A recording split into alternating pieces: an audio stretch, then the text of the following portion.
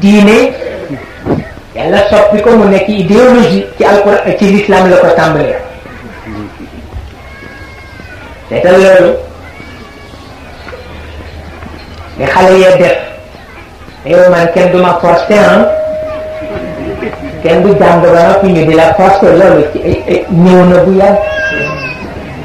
dafa xaw tardé ci ñoom na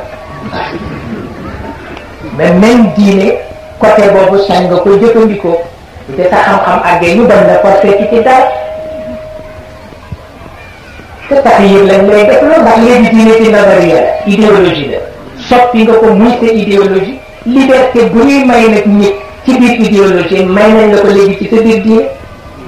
ba man saa ëppal ñu ba man saa ëppal yëpp ndax sa xam ne àgg na atum ahsantum li anfusikum wa in asatum falaha seen xam ne àgg na ci wa man yaskur fa innama yaskuru li nafsi fa man katab du dégg yàlla yooku mo fa inna allaha ganiyyun hamid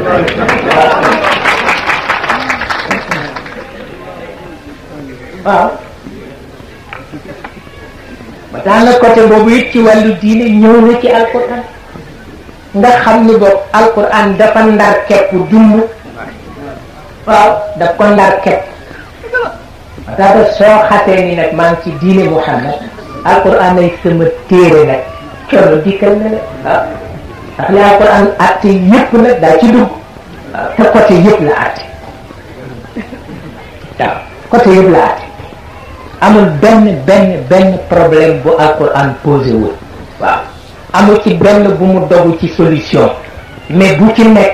sàkki na tudd njëlbeenu solution ba la ca des mu bàyyi ko nit waaw ndax wóolu na nit ñi la tajtami al ummatu ala dalal wóolu na nit ñi alquran nag wóolu na nit ñi yonent bi nee na kóolu bi am na fu mu tegu parce que nit ñi dootu ñu dañu ci réer nag ñu xëy ñëpp réer jeex na waaw loolu tax problème yëpp posé na ko solution yi bu ci ne junj na ko la ca des mu bàyyi ko nii waaw moo tax ci hajjatul widaa